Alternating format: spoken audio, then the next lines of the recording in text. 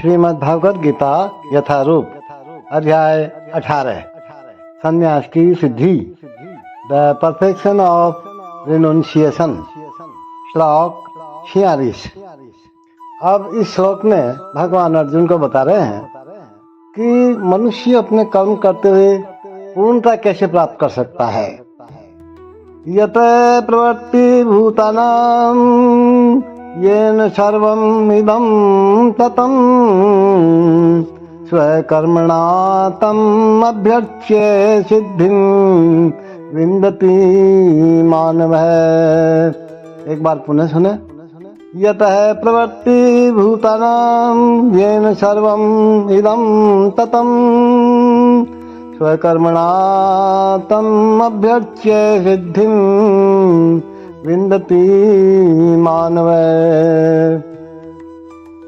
जो सभी प्राणियों का उद्गम है और सर्वव्यापी है, उस भगवान की उपासना करके मनुष्य अपना कर्म करते हुए पूर्णता प्राप्त कर सकता है।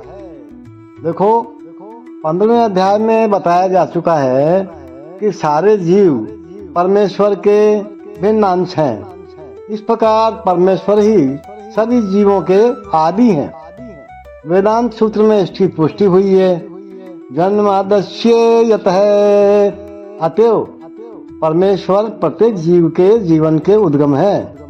जैसा कि भगवत गीता के 7वें अध्याय में कहा गया है, परमेश्वर अपनी परा तथा अपरा इन दो शक्तियों के द्वारा सर्वव्यापी है। अतएव मनुष्य को चाहिए कि उनकी शक्तियां सहित भगवान की पूजा करे।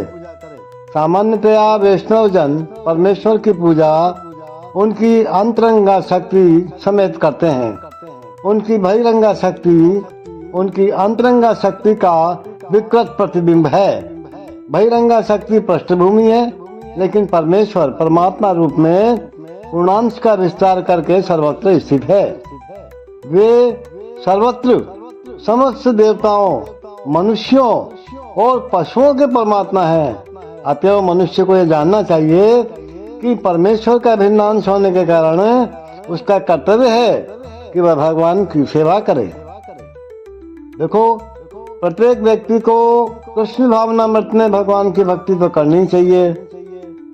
प्रत्येक व्यक्ति को सोचना चाहिए कि इंद्रियों के स्वामी ऋषिकेश द्वारा यानी भगवान श्री कृष्ण द्वारा वह विशेष कर्म में प्रवृत्त किया गया है। अतएव जो जिस कर्म में लगा है उसी के फल के द्वारा भगवान श्री कृष्ण को पूजना चाहिए। यदि वह इस प्रकार से कृष्ण भावनामय होकर सोचता है तो भगवत कृपा से वह पूर्ण ज्ञान प्राप्त कर लेता है और यही जीवन की सिद्धि है। कोई चाहे जिस वृत्तिपरक कार्य में लगाओ, कैसे भी कार्य में लगाओ, इसका जो काम है वो करना है। यदि वह परमेश्वर की सेवा करता है तो उसे सर्वोच्च सिद्धि प्राप्त होती है। By worship of the lord who is the source of all beings and who is all pervading, a man can attain perfection through performing his own work.